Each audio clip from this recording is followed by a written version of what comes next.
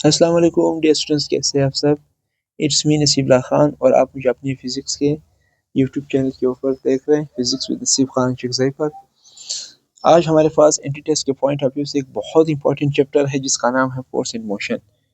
Force in motion के अंदर हम वो तमाम चीज़ें, वो तमाम बेसिक्स, वो तमाम शॉर्टकट ट्रिक्स और graph, area, gradient, speed, velocity, distance, displacement, acceleration, उनके फार्मूलों की अंडरस्टैंडिंग, ये तमाम चीज़ें इंशाल्लाह ताला इस चैप्टर में क्लियर करेंगे, जो आगे जा करके हमें बाकी चैप्टर्स को समझने में बहुत हेल्प करेगी। ठीक है, तो सबसे पहले स्टार्ट लेते हैं हमारे पास इस चैप्टर के पहले टॉपिक से, जिसका नाम है डिस्टेंस और डिस्प्लेसमेंट, जिसको हम बहुत बेसिक लेवल से इंशाल्लाह समझेंगे और इसको बड़े टफ लेवल तक लेके जाएंगे। कॉम्प्लेक्स किस्म के जो क्वेश्चन जो हम यहाँ टेक्निक्स और जितनी टेक्टिक्स है उनको समझने और उनको अप्लाई करने के बाद इस तरीके से हमारे पास फिजिक्स का हर टॉपिक आपको पता है उसी तरीके से चला आ रहा है। ठीक है, तो आइए स्टार्ट लेते हैं हमारे पास सबसे पहले डिस्टेंस और डिस्प्लेसमेंट से। तो सबसे पहले हमारे पास इसकी डिफिनेशन कर देते हैं कि डिस्टेंस क्या है और डिस्प्लेसमेंट आपके पास क्या है। डिस्टेंस के बारे में आप क्या कहेंगे? Length of path, length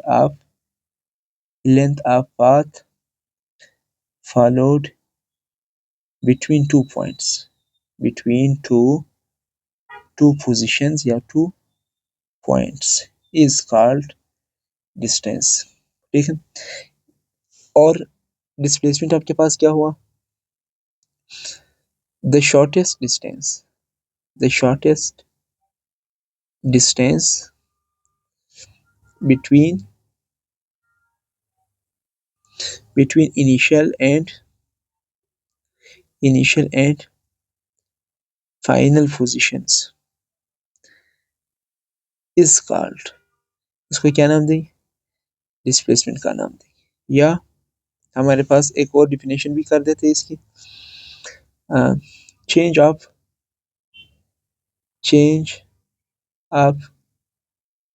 position is called displacement.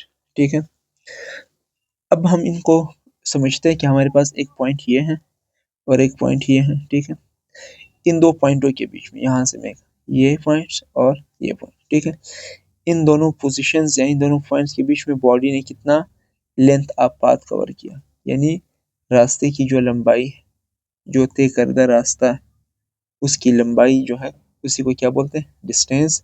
ठीक है, और इसी पाथ पर जहां से इसने स्टार्ट किया था वो उसका इनिशियल पोजीशन कहलाता है, जहां पर उसने एंड किया वो उसका फाइनल पोजीशन कहलाता है। इस इनिशियल और फाइनल पोजीशन के बीच में जो आपके पास मुख्तसर तरीन फासला है, उस मुख्तसर तरीन फासले को हम डिस्प्लेसमेंट कहते हैं। इसके लिए हमारे पास इनिशियल और फाइनल पोजीशन याद रखना बड़ा लाजमी। ठीक है, या हम इसको आसान अंदाज में अगर हम कार्टेशियन कोऑर्डिनेट सिस्टम की बात करते हैं तो मैं यहाँ पर कह देता हूँ कि आपके पास ये कौन सा एक्सिस, ये आपके पास वाई एक्सिस, और ये कौन सा एक्सिस, ये आपके पास एक्स एक्सिस। ठीक है, आपके पास एक पॉइंट ये है, सही है, इसको मैं नाम देता हूँ पोजीशन वेक्टर। इस पोजीशन वेक्टर का नाम क्या है? आर वन पोजीशन वेक्टर, और एक पोजीशन वेक्टर ये है। ठीक है, और इस पोजीशन वेक्टर को क्या नाम देंगे? इस पोजीशन वेक्टर को हम नाम देते हैं R2 position vectors, R2 position vector. जब आपके पास एक बॉडी R1 पोजीशन वेक्टर से R2 की जानिब जाती है तो ये पोजीशन का चेंज ऑफ पोजीशन। ठीक है, तो ये जो पोजीशन का चेंज होना होता है, ठीक है, पोजीशन वेक्टर, ये चेंज ऑफ पोजीशन, यही हमारे पास क्या कहलाता है? यही हमारे पास डिस्प्लेसमेंट कहलाता है। ठीक है, अब हम इसको लेके चलते हैं, आइए मजीद समझते हैं कि हमारे पास बेसिक सी बात है कि डिस्टेंस को हम डी से या एस से रिप्रेजेंट करते हैं, डी से या एस से रिप्रेजेंट करेंगे, और डिस्प्लेसमेंट को हम डी के ऊपर एरो से रिप्रेजेंट करते हैं। और जब हम डिस्प्लेसमेंट की मैग्नीट्यूड की सिर्फ बात कर रहे होते हैं, जब डायरेक्शन में हम इंटरेस्ट नहीं होते किसी कैलकुलेशन को करने के लिए, उस दौरान हम डी ऊपर एरो के साथ मॉडुलस भी लगा देते हैं। ठीक है, मोस्टली हमारे पास डिस्टेंस और डिस्प्लेसमेंट को डिस्टेंस को डी या एस से रिप्रेजेंट किया जाएगा। ठीक है, हमारे पास दोनों का, ये आपके पास इसका यूनिट मीटर होगा, इसका भी आपके पास यूनिट मीटर है, यूनिट आपके पास इसका मीटर है, और ये एक वेक्टर क्वांटिटी, ठीक है, और इसका यूनिट मीटर है, और आपके पास ये एक स्केलर क्वांटिटी है। स्केलर क्वांटिटी होने का मतलब ये है कि इनके अंदर सिर्फ और सिर्फ हम मैग्नीट्यूड पर बात करते हैं, और वेक्टर क्वांटिटी होने का मतलब आसान है कि इसके के साथ मैग्नीट्यूड के साथ साथ क्या होता है, डायरेक्शन भी होता है। ठीक है, उसके बाद ये हमारे पास जो डिस्टेंस और डिस्प्लेसमेंट है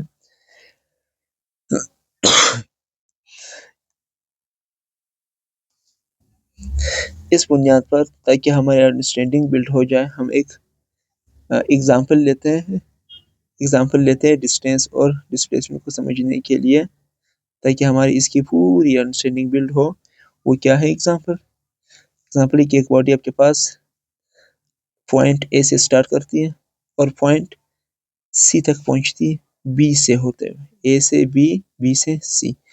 तो ए से बी तक इसकी लेंथ जो है, लेंथ 3 मीटर है, बी से सी 4 मीटर है। ठीक है, तो हमें ये कहा जा रहा है कि इस ए से सी तक वाले पाथ पर, ठीक है, आप डिस्टेंस और डिस्प्लेसमेंट की वैल्यू निकालें। ठीक है, तो सबसे पहले अगर मैं डिस्टेंस की वैल्यू निकालता हूँ, तो डिस्टेंस तो हमें पता है ये क्या है, लेंथ ऑफ पाथ, क्या, लेंथ ऑफ पाथ। ठीक है, और जब डिस्प्लेसमेंट की बात करते हैं तो आपको पता है इनिशियल और फाइनल पोजीशंस इन दोनों के बीच में। ठीक है, सबसे पहले हम लेंथ ऑफ पाथ देखते हैं। लेंथ ऑफ पाथ हमारे लिए क्या है, ये 3 मीटर है, ये 4 मीटर है, तो ये हमारे पास 3 metre plus 4 metre is equal to क्या बना, 7 मीटर आपके पास आए। ये आपके पास हो गया डिस्टेंस। ठीक है, अगर हम डिस्प्लेसमेंट की बात करते हैं तो डिस्प्लेसमेंट इनिशियल पोजीशन कौन है, ए, फाइनल पोजीशन कौन है, सी, इन दोनों के बीच में ये जो शॉर्टकट शॉर्टेस्ट डिस्टेंस है, यही तो हमारे डिस्प्लेसमेंट। ठीक है, और इस डिस्प्लेसमेंट को निकालने के लिए हम, आपको पता है, पाइथागोरस थ्योरम का इस्तेमाल करेंगे। पाइथागोरस थ्योरम के मुताबिक अगर ये हमारे पास 90 डिग्री है एंगल, ठीक है, तो हम उसके लिए डिस्प्लेसमेंट का मैग्नीट्यूड निकालने के लिए इस्तेमाल करूंगा पाइथागोरस थ्योरम को। जैसे आप जानते हैं X square plus Y square, X square पर हमारे पास कौन है, एक्स स्क्वायर पर हमारे पास 3, 3 का स्क्वायर, और वाई पर कौन है, वाई एक्सिस पर आपके पास 4, और 4 के ऊपर स्क्वायर आएगा। तो डिस्प्लेसमेंट का जो मैग्नीट्यूड आपके पास आएगा, 3 का स्क्वायर 9 और 4 का स्क्वायर 16, तो 9 प्लस 16 से हमारे पास क्या आ जाता है, 9 प्लस 16 से 25, 25 का स्क्वायर रूट लेने से आंसर क्या आएगा, 5 मीटर आता है। तो ये हमारे पास डिस्प्लेसमेंट हुआ और वो डिस्टेंस हुआ। ठीक, इस बुनियाद पर डिस्टेंस और डिस्प्लेसमेंट के इन खसूसियात की बुनियाद पर हम आते हैं, इन दोनों के बीच में एक रिलेशन क्रिएट कर देते हैं। अब हम नेक्स्ट आते हैं डिस्टेंस और डिस्प्लेसमेंट के इन्हीं खसूसियात की बुनियाद पर रिलेशन बना लेते हैं। हम क्या कहेंगे, सबसे पहले इन जनरल, जब आप जनरली देखते हैं तो डिस्टेंस जो है, डिस्टेंस हमेशा आपके पास ग्रेटर होगा या इक्वल होगा डिस्प्लेसमेंट के मैग्नीट्यूड के।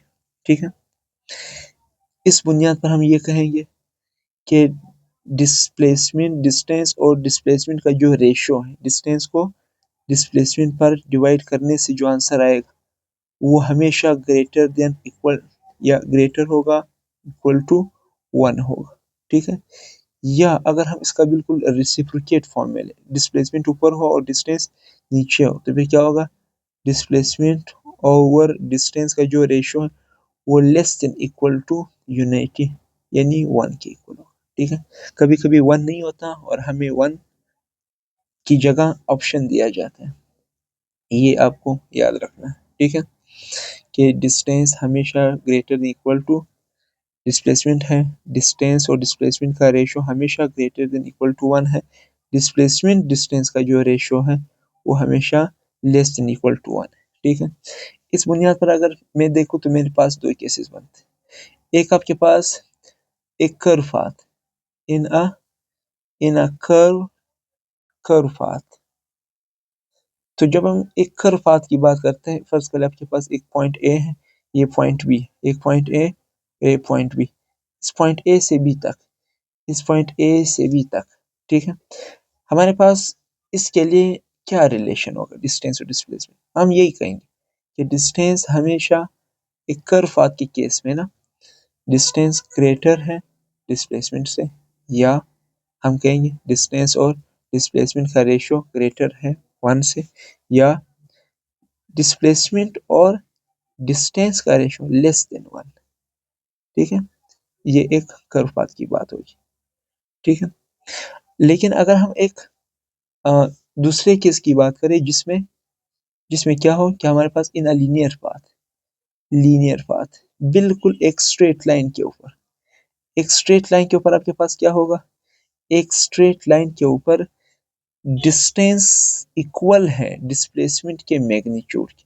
ठीक है, या हम क्या कहेंगे, या हम क्या कहते हैं कि जो डिस्टेंस और डिस्प्लेसमेंट का रेशो है वो इक्वल टू 1, या क्या कहेंगे कि डिस्प्लेसमेंट और डिस्टेंस का रेशियो भी इक्वल टू 1।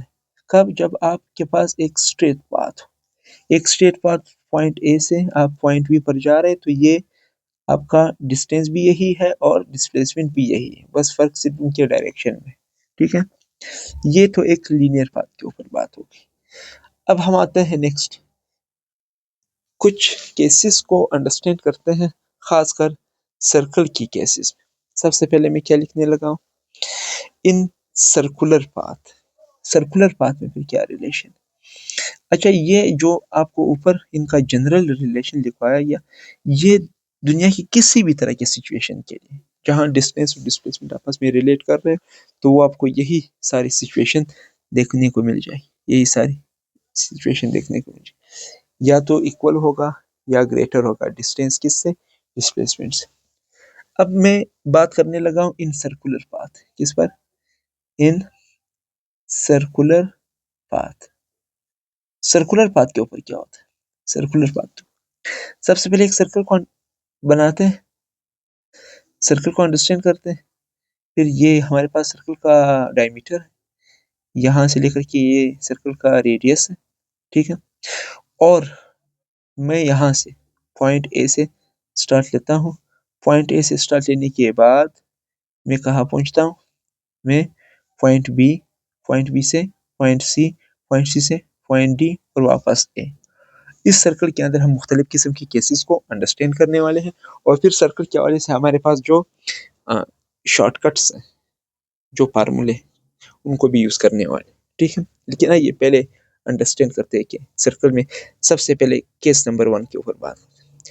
केस नंबर 1 क्या है, केस नंबर 1 ये कि एक बॉडी आपके पास सर्कल में आपके पास मूव कर गई पॉइंट ए से किधर, पॉइंट बी की तरफ।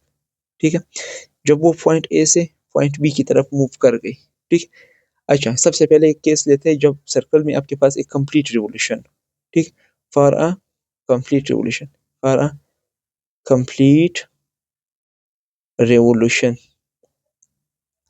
एक मुकम्मल चक्कर में क्या हो, मुकम्मल चक्कर क्या है, ए से बी, बी से सी, सी से डी, डी से वापस ए तक बॉडी जब आ गई, तो इस दौरान हमारे पास डिस्टेंस क्या होगा और डिस्प्लेसमेंट क्या होगा। सबसे पहले बात की जाएगी किसके ऊपर, डिस्टेंस पर, डिस्टेंस पर हम बात करेंगे। सही है, तो डिस्टेंस हमारे पास क्या है, डिस्टेंस आपके पास एक सर्कल के मुकम्मल रिवोल्यूशन के दौरान उसके सर्कमफेरेंस के इक्वल, क्योंकि जो लेंथ आप बाउंड्रीज आप सर्कल है ना, वो सर्कमफेरेंस कहलाता है। तो मैं क्या कहूँगा, डिस्टेंस इक्वल है circumference of circle, circumference of circle. ठीक है, तो आपको पता है एक सर्कल के सर्कमफेरेंस की लेंथ को निकालने का फार्मूला आपको अच्छी तरह आता है कि वो फार्मूला क्या है, 2πr। तो हम क्या कहेंगे, d is equal to 2πr। तो d क्या आया, d आपके पास डिस्टेंस आया, डिस्टेंस क्या है, डिस्टेंस 2πr के इक्वल है।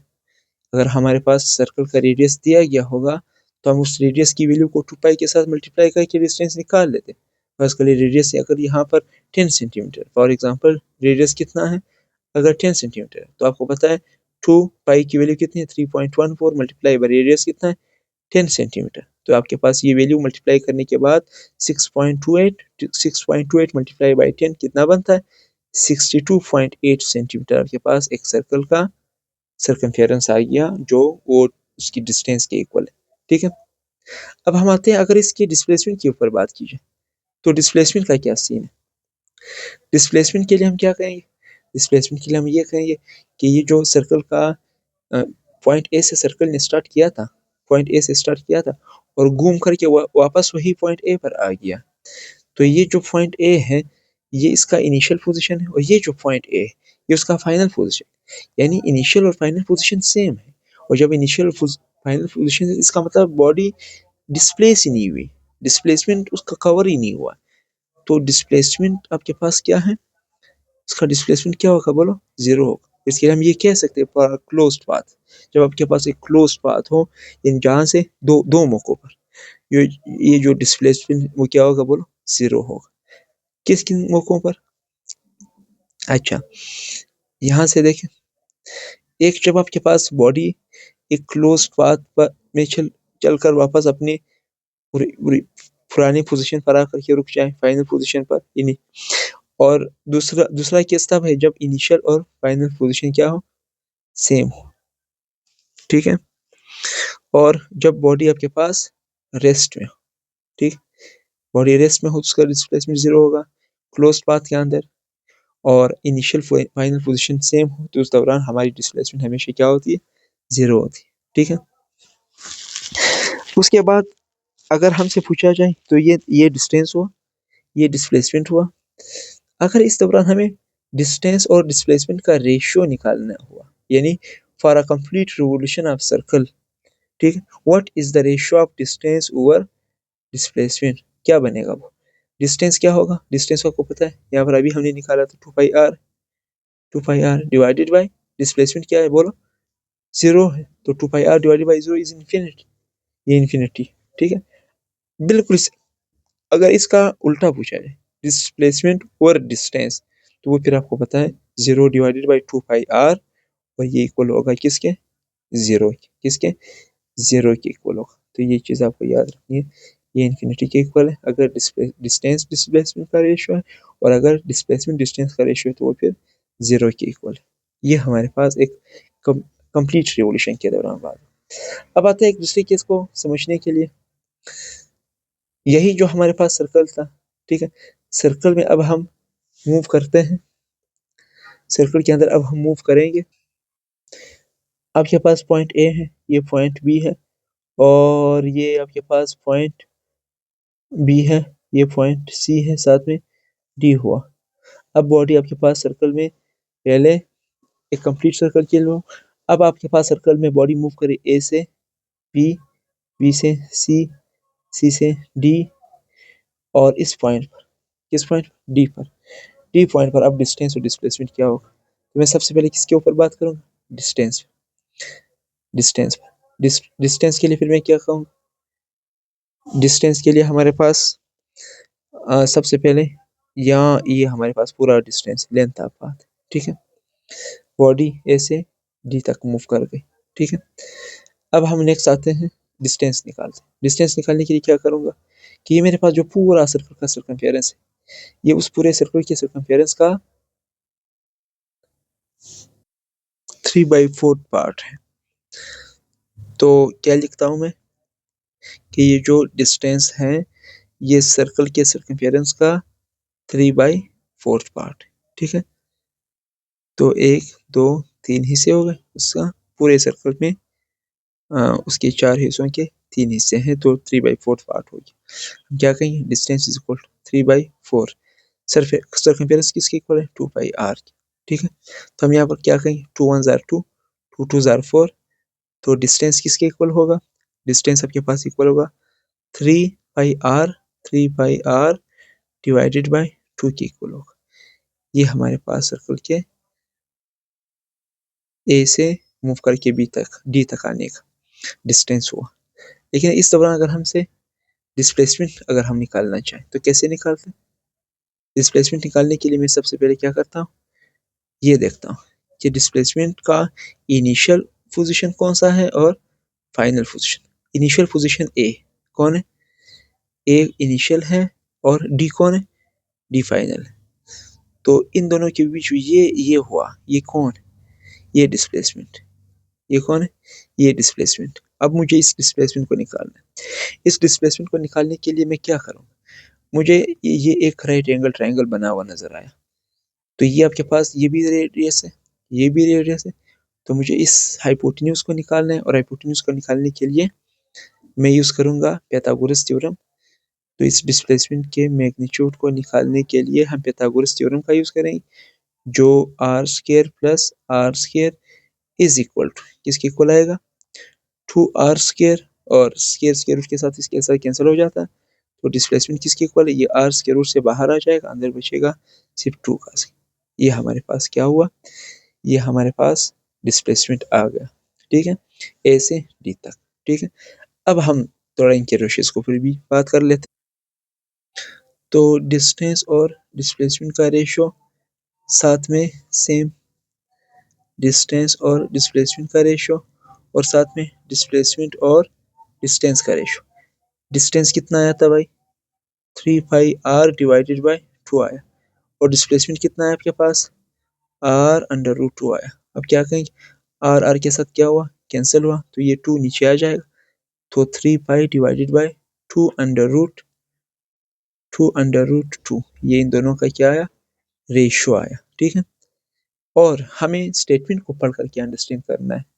यानी आपसे ये कहा जा सकता है कि एक body has travelled from A to D part of the circle, calculate the ratio of its distance or displacement that will be equal to 3π divided by 2 under root 2। सही है, लेकिन अगर इसका उल्टा किया जाए, मतलब डिस्प्लेसमेंट और डिस्टेंस का रेशियो, तो वो आपको पता है इसका बिल्कुल रेसिप्रोकेट आप लेंगे तो आपके पास क्या आएगा, 2 अंडर रूट 2 अपॉन 3π। सही है, और एक और बात जो हमने पीछे कही हुई थी, ठीक है, क्योंकि हमारा जो सर्कल है वो तो एक लीनियर पाथ है नहीं, तो इसीलिए अगर 3π अपॉन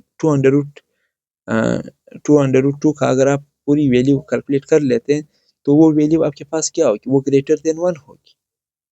ठीक है, यही तो हमने पढ़ा था। और लेकिन अगर डिस्प्लेसमेंट अपॉन डिस्टेंस के लिए ये 2 अपॉन 3π को कैलकुलेट करेंगे तो ये लेस देन 1 होगी। ठीक है, ये यूनिवर्सल फैक्ट है, हर तरह के डिस्टेंस डिस्प्लेसमेंट की उसके लिए इस्तेमाल होता है हमारे। अब आते हैं तीसरे पार्ट के ऊपर। यही सर्कल था जो हमारे पास, यही जो सर्कल था, इस सर्कल में हमारे पास सबसे पहले यहाँ पर आपके पास बॉडी ए पॉइंट पर है, फिर किस पॉइंट पर है, बी पर, फिर सी पर आई। ठीक है, और यहाँ से डी तो हमने अंडरस्टैंड कर लिया, डी तक।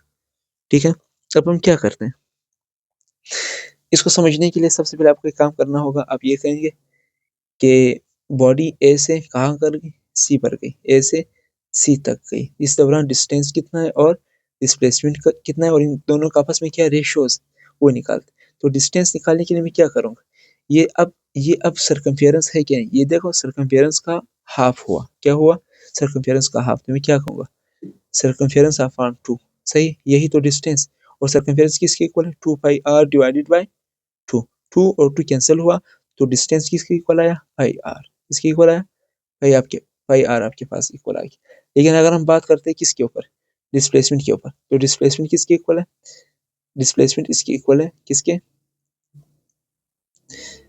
सॉरी ये स्क्रीन का प्लास्टिक कवर चेंज कराने से स्लिप हो जा रहा है, लेकिन आप लोग एडजस्ट कर लें। डिस्प्लेसमेंट निकालने के लिए मैं क्या करूँगा, मैं कहूँगा कि ये इनिशियल पोजीशन है और ये कौन सा, फाइनल, और ये इनिशियल फाइनल पोजीशन के बीच में एक आर ये है और एक आर ये है, तो क्या बना, डिस्प्लेसमेंट आपके पास डायमीटर है और वो 2r के इक्वल है, इसके इक्वल है 2r। लेकिन अगर हम इसके रेशियोज के ऊपर बात करें, डिस्टेंस और डिस्प्लेसमेंट का रेशियो, डिस्प्लेसमेंट और डिस्टेंस का रेशियो, तो वो फिर किसके इक्वल होगा, डिस्टेंस और डिस्प्लेसमेंट का रेशियो आपके पास, डिस्टेंस कितना आया, πr, डिस्प्लेसमेंट कितना है बोलो, 2r, तो ये 2 कैंसिल हुआ, पाई अपॉन 2 आया, पाई अपॉन 2 इसका रेशियो आया। लेकिन अगर पाई अपॉन 2 का उल्टा होगा तो 2 अपॉन पाई, ये हमारे पास डिस्प्लेसमेंट और डिस्टेंस का रेशियो होगा। जब बॉडी पॉइंट यानी हाफ रेवोल्यूशन। ये कौन सा रेवोल्यूशन है, इसके साथ अगर हम लिख देना, ये कौन सा रेवोल्यूशन है, हाफ रेवोल्यूशन। ठीक है, अब फोर्थ पार्ट के ऊपर आते हैं। यही सर्कल है और इस सर्कल के ऊपर आपके पास बॉडी है, जो आपके पास ए पॉइंट पर है, जो आपके पास बॉडी किस पॉइंट पर है, ए पॉइंट पर है। ठीक है, ए से बॉडी कहाँ पर गई, ए से बॉडी आपके पास जा रही किस पर, बी पॉइंट के ऊपर। ठीक है, और जब ए से बी पॉइंट पर बॉडी बॉडी जा रही होगी तो यहाँ पे क्या करेंगे कि ए से बी तक जाते हुए बॉडी का डिस्टेंस और डिस्प्लेसमेंट क्या होगा, पहले डिस्टेंस उसके बाद डिस्प्लेसमेंट के ऊपर बात करते हैं। तो डिस्टेंस आपके पास किसके इक्वल है, व्हाट इज डिस्टेंस, डिस्टेंस तो ये है ना। अब तो सर्कल का चौथाई हिस्सा होगी, यानी सर्कमफेरेंस, ये जो सर्कल का सर्कमफेरेंस है उसका फोर्थ पार्ट हुआ। ठीक है, उसको निकालने के लिए हम फिर से क्या करते हैं, सर्कमफेरेंस को 2 पाई r डिवाइडेड बाई 4 करेंगे तो 2 1 जार 2, 2 2 जार 4, क्या बचेगा पाई r, क्या पाई r डिवाइडेड बाई 2। ये आपके पास क्या आया, ये डिस्टेंस आया। डिस्प्लेसमेंट के ऊपर बात करें, डिस्प्लेसमेंट फिर से आपके पास ये देख ये आपके पास हुई, ये सेम वही केस लग रहा है जो हमारे पास ए से आपके पास बॉडी डी तक आई थी, ये वाला। ठीक है, तो आंसर भी तो सेम ही आना चाहिए। और देखते हैं हमारे पास क्या होगा। मैं इसको ड्रा करने के लिए सबसे पहले फिर यही बोलूँगा कि ये आर, ये भी आर है, तो डिस्प्लेसमेंट निकालने के लिए Pythagoras theorem R square plus R square आपको पता है किसके इक्वल होगा, ये 2r स्क्वायर, स्क्वायर रूट के साथ कैंसिल होने के बाद बाहर आ जाएगा, r बाहर आ जाता है तो r अंडर रूट 2 आपके पास, ये r अंडर रूट 2। ठीक है, इनके रेशियोज निकालते हैं, डिस्टेंस और डिस्प्लेसमेंट, डिस्टेंस डिस्प्लेसमेंट का रेशो और डिस्प्लेसमेंट डिस्टेंस का रेशो आप निकाल करके ट्राई करें। डिस्प्लेसमेंट किसके इक्वल है बोलो, पाई r डिवाइडेड बाई 2। डिस्टेंस किसके इक्वल आया, डिस्प्लेसमेंट किसके इक्वल आया, r अंडर रूट 2। तो ये आर आर के साथ आपके पास क्या हुआ, कैंसिल हुआ, तो डिस्प्लेसमेंट का रेशियो क्या हो, ये 2 नीचे आ जाएगा, pi divided by 2 under root 2 होगा। सही,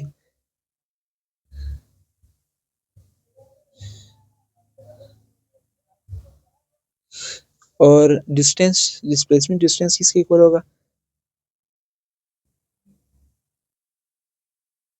are under root 2 divided by pi are divided by 2। फिर आपको पता है आर आर के साथ कैंसिल हो जाता है, तो डिस्प्लेसमेंट अपॉन डिस्टेंस किसके इक्वल होगा,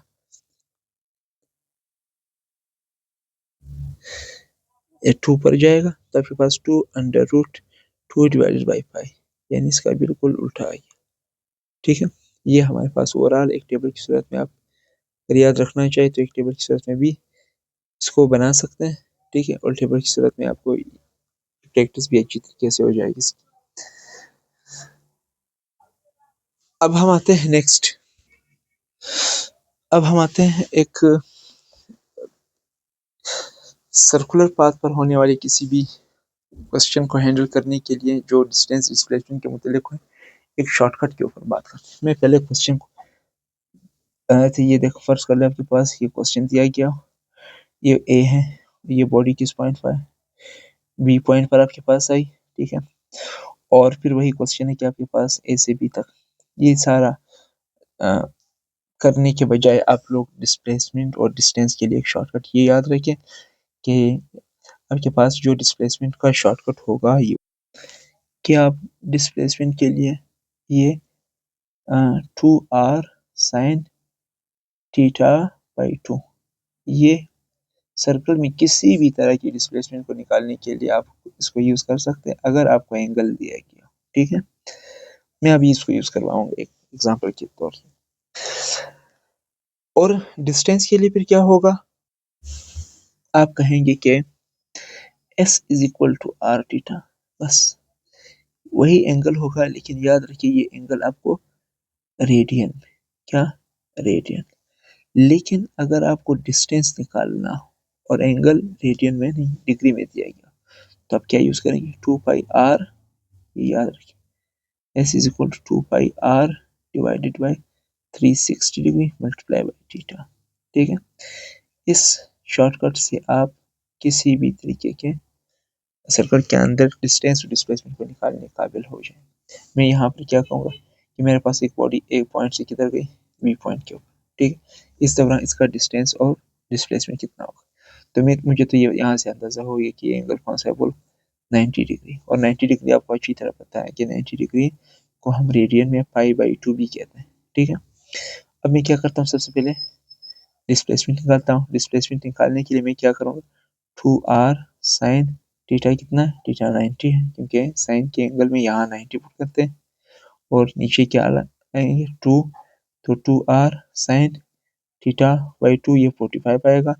और साइन 45 आपको पता है 1/√2 है, तो बनेगा क्या, displacement is equal to 2r multiply by 1/√2। और क्या करते हैं, इस 2 को क्या कह सकता हूँ मैं, 2 under root r multiply by 1/√2। Under root two के साथ क्या हुआ, कैंसिल हुआ, तो आपके पास क्या बचा, अंडर रूट 2r, या आपके पास किसके इक्वल, r अंडर रूट 2, और वही वैल्यू आई जो हमने ऊपर भी कैलकुलेट की थी, ठीक है। अब अगर हम उसके लिए निकालना चाहे डिस्टेंस, डिस्टेंस कैसे निकालूंगा, डिस्टेंस निकालने के लिए मैं क्या करता हूँ, फार्मूला यूज करूंगा, theta is equal to s is equal to 2 r divided by 360 multiply by theta. और थीटा क्या है बोले, थीटा की जगह मैं पुट कर देता हूँ 90 डिग्री, ठीक है। इसको काट लेना है, 90 * 90 94 360 क्या आएगा, 2 r डिवाइडेड बाई 4, और 2 1 2, 2 2 4 आता है, s is equal to 5r divided by 2। ये आपके पास डिस्टेंस आ गया, ठीक, जो हमने ऊपर भी निकाला था। लेकिन अगर इसी डिस्टेंस को आप रेडियन वाले फार्मूले से निकालना चाहे तब भी सेम वैल्यू आती है, आप ट्राई कर सकते हैं। अब एक और क्वेश्चन इसी फार्मूला को यूज करके करता हूँ।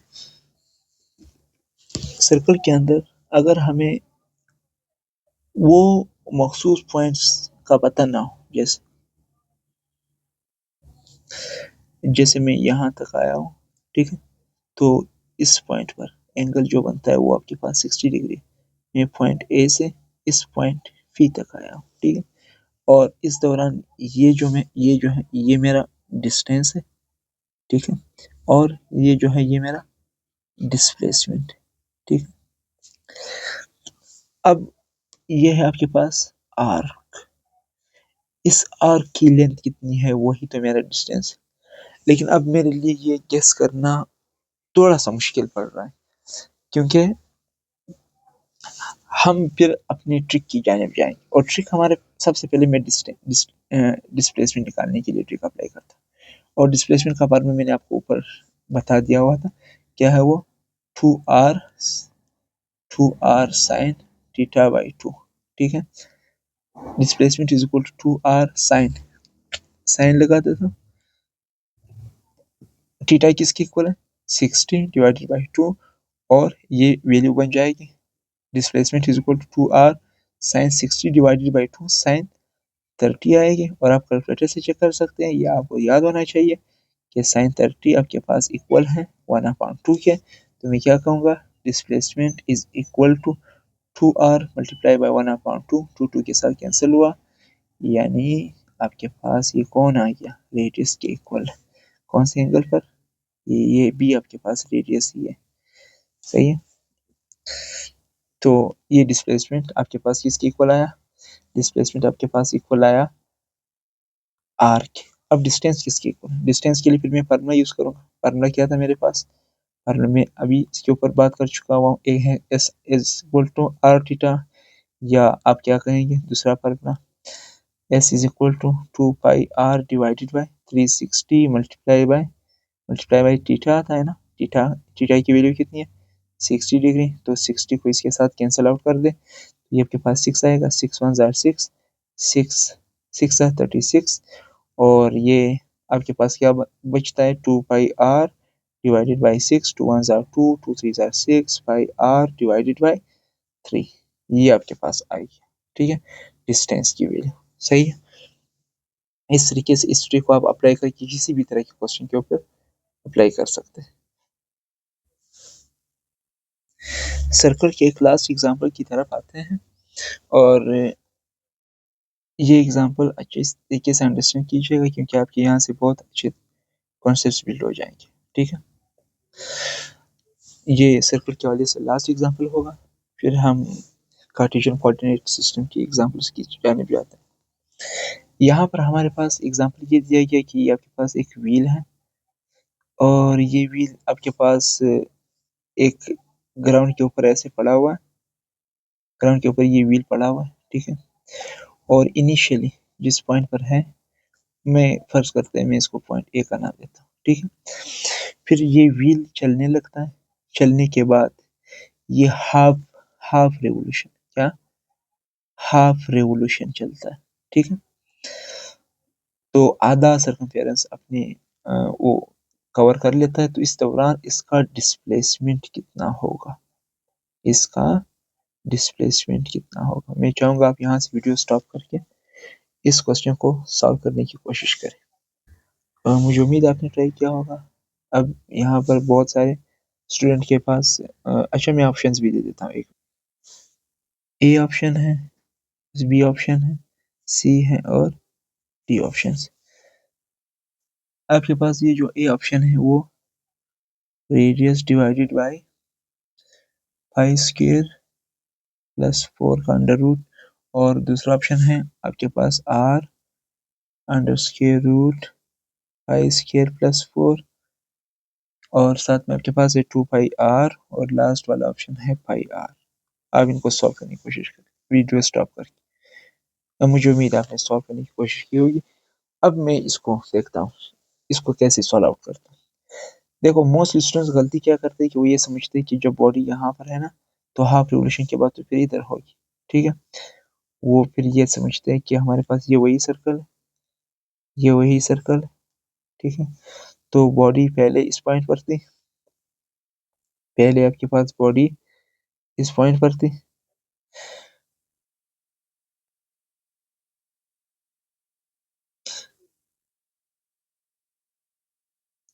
पहले आपके पास बॉडी इस पॉइंट पर थी। ठीक है, कांटेक्ट में थी। ठीक है, कांटेक्ट में थी ए पर। अब ए से जब चली गई तो जाहिर सी बात बी पर यहाँ आ गई। ठीक है, क्योंकि ये है हाफ रिवोल्यूशन, और हाफ रिवोल्यूशन अगर हम ये निकाल लेंगे तो हमारे पास ये होगा ना, और ये क्या बनेगा पाई आर। बस यही सबसे बड़ी गलती है। ठीक है, आप जिस पोजीशन को जिसको आप ये पोजीशन कह रहे हैं ये इनिशियल पोजीशन है ही नहीं। आपका इनिशियल पोजीशन ये था भाई, आपका जो व्हील है, व्हील घूमने के बाद, ठीक है, व्हील घूमने के बाद जाहिर सी बात है यहाँ एक हाफ रिवोल्यूशन घूमा, और हाफ रिवोल्यूशन को घूमने के बाद वो यहाँ तक पहुंचा। ठीक है, अब आपने ये वाला, ये है आपका डिस्प्लेसमेंट, आपने इस डिस्प्लेसमेंट को निकालना है ए से बी तक। इसको निकालने के लिए फिर आपको क्या चाहिए, इसको निकालने के लिए फिर आपको यहाँ पर ये और ये लेंथ चाहिए, और फिर पाइथागोरस थ्योरम अप्लाई करें। मैं को चाहूँगा आप दोबारा से इसको ट्राई करें। तो ये लेंथ तो मुझे पता है, ये तो मुझे चाहिए, ये मुझे पता है ये कितना है बोलो, ये तो 2r है। ये कितना है यहाँ से लेकर इन पॉइंटों के बीच ये कितना है, ये लेंथ आपको आपका आपका वो व्हील कितना घुमाता, आपका व्हील घुमाता हाफ रिवोल्यूशन, और हाफ रिवोल्यूशन में हाफ रिवोल्यूशन यानी सरकमफेरेंस का आधा है। सरकमफेरेंस का आधा क्या होगा पाई आर, क्या होगा पाई आर। तो ये आपको पाई आर मिला, ये 2r मिला। अब इसको आप कैलकुलेट करो बाय यूजिंग पाइथागोरस थ्योरम, और पाइथागोरस थ्योरम के लिए हम डिस्प्लेसमेंट यूज करेंगे। तो क्या आएगा पाई आर का स्क्वायर, पाई आर का होल स्क्वायर प्लस 2r का होल स्क्वायर बनेगा क्या pi square r square plus 4r square. Answer क्या आएगा, इन दोनों में कॉमन क्या है आर स्क्वायर, तो पाई स्क्वायर प्लस 4, और आर स्क्वायर स्क्वायर रूट के साथ कैंसिल होने के बाद आर बाहर आ गया, तो डिस्प्लेसमेंट आपके पास इक्वल होगा are under root pi square plus 4। ये आपके पास आंसर है उसके डिस्प्लेसमेंट का। हमारा ऑप्शन कौन सा सही, ऑप्शन नंबर बी सही। ठीक है, ऑप्शन नंबर डी नहीं। मैं अगर आपको एक और क्वेश्चन अब मेरा क्वेश्चन जरा और सुन ले। फुल रिवोल्यूशन अगर होती, फुल रिवोल्यूशन होती, आप मुझे बताओ अब फुल रिवोल्यूशन के लिए फिर डिस्प्लेसमेंट की वैल्यू क्या होती? वीडियो स्टॉप करके इसको सॉल्व करने की कोशिश।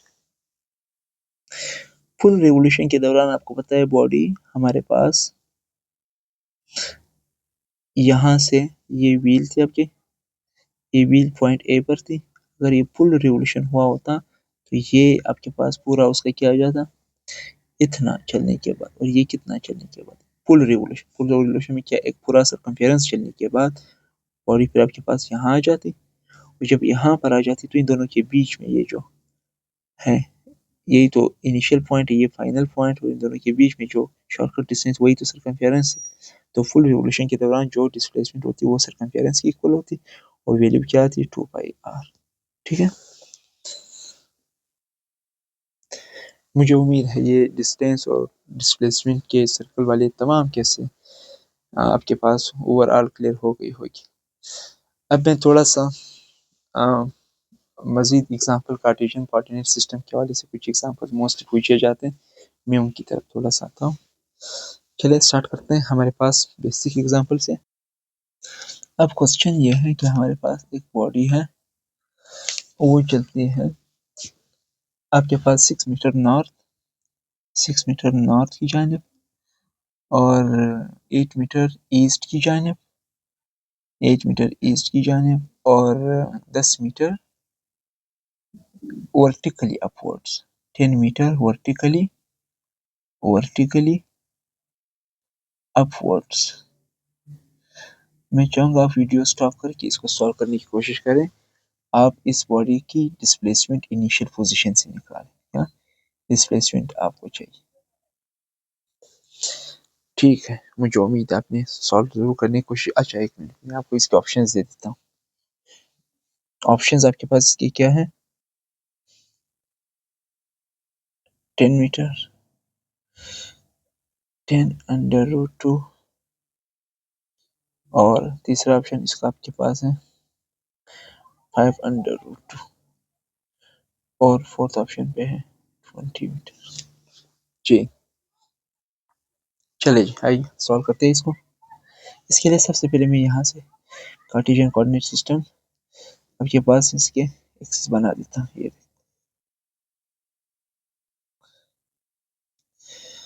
तो यहाँ पर सबसे पहले हमारे पास इन एक्सिस को बनाता हूँ ताकि आपको एक एक चीज़ क्लियर हो जाए। देखिए सबसे पहले यहाँ से स्टार्ट करते हैं। ये हमारे पास नॉर्थ, ये ईस्ट, ये साउथ, और ये आपके पास कौन है, वेस्ट।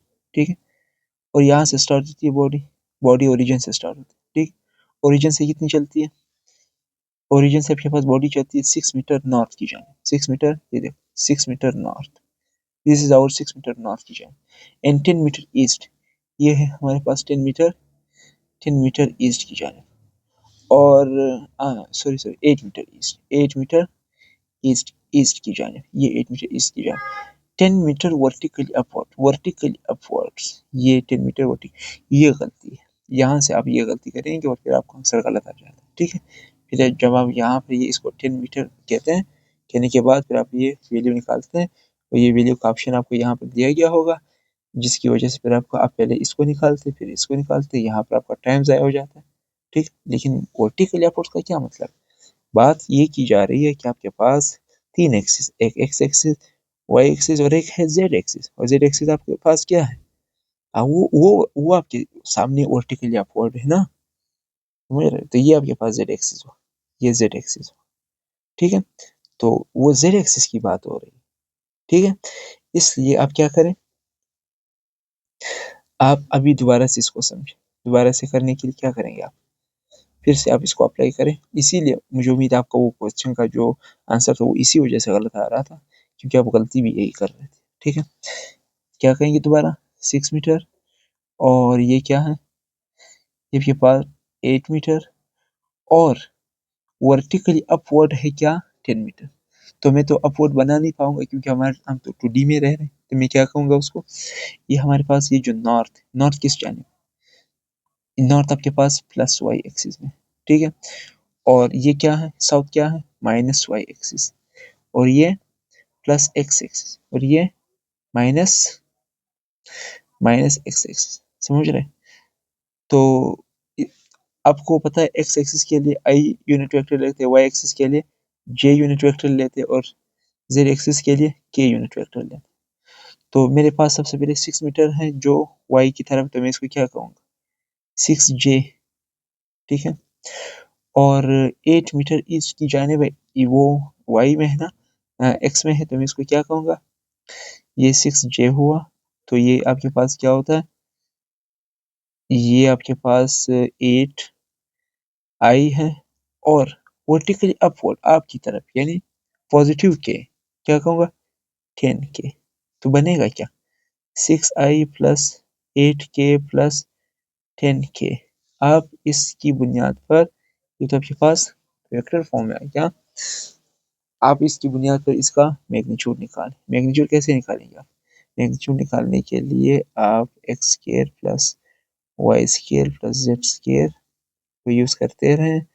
तो एक्स क्या है, एक्स आई के लिए बताइए, पहले आई के लिए लिखते हैं, 8I plus 6J plus 10K। तो 8 का स्क्वायर प्लस 6 का स्क्वायर प्लस 10 का स्क्वायर बनेगा क्या, बनेगा आपके पास 8 का स्क्वायर 64 प्लस 36 प्लस 10 का स्क्वायर 100। तो आपके पास आएगा क्या, 200। और 200 आपको पता है 100 मल्टीप्लाई बाई 2 क्या है, तो ये 100 के रूट से बाहर आकर के 10 हो जाएगा। ये आपके पास बचेगा 10 अंडर रूट 2, और आपका ऑप्शन नंबर 2 सही, बी ऑप्शन सही।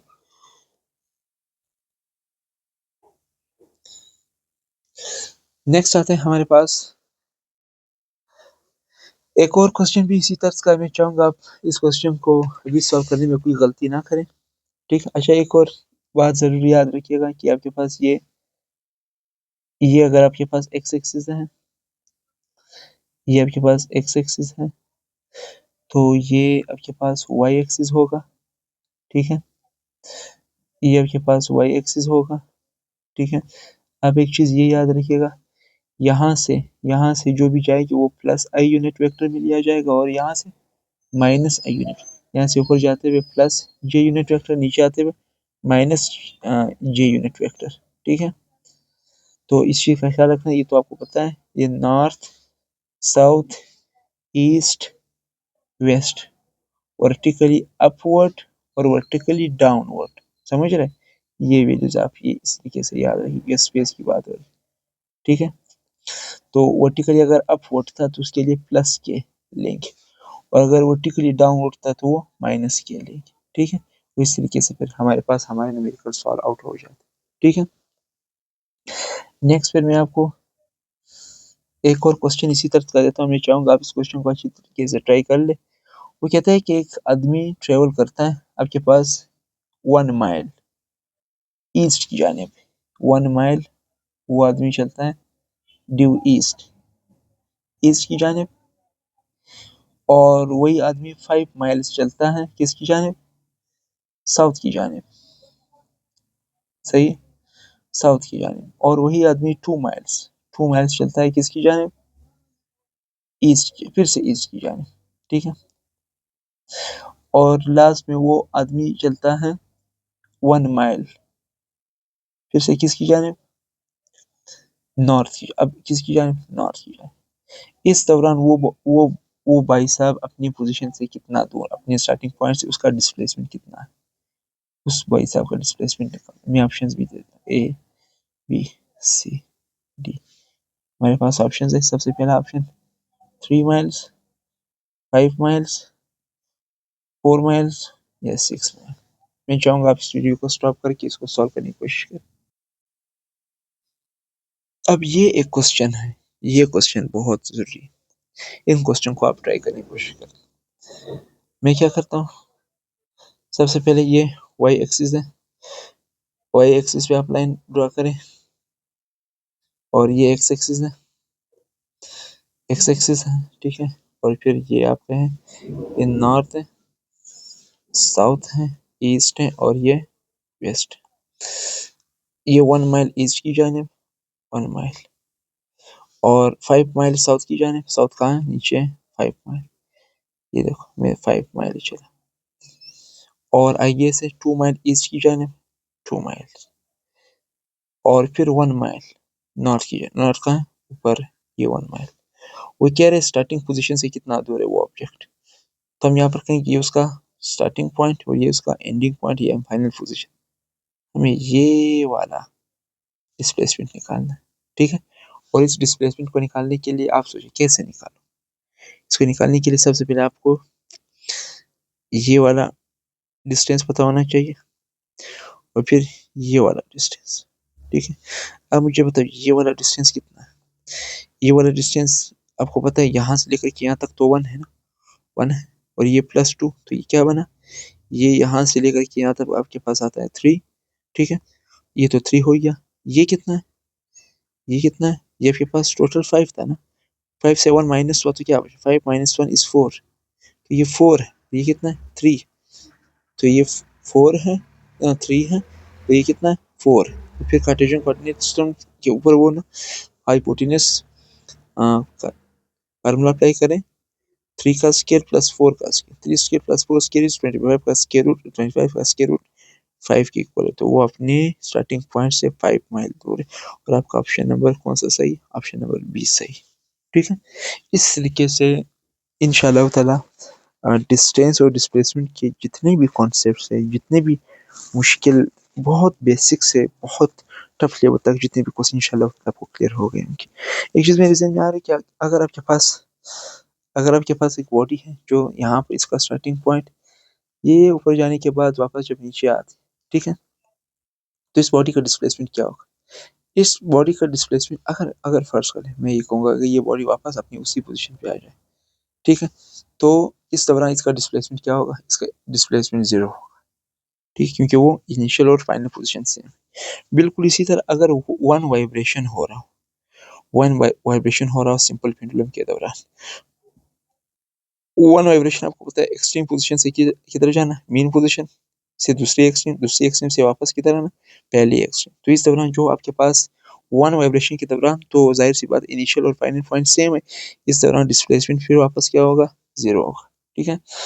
और अगर आप डिस्टेंस निकालना चाहे तो आपको पता है एक वाइब्रेशन के अंदर कितने एम्पलीट्यूड्स होते हैं, एक वाइब्रेशन के अंदर 4 एम्पलीट्यूड्स, तो हम क्या कहेंगे, जो डिस्टेंस होगा वो 4 एम्पलीट्यूड्स के इक्वल होगा, ठीक है।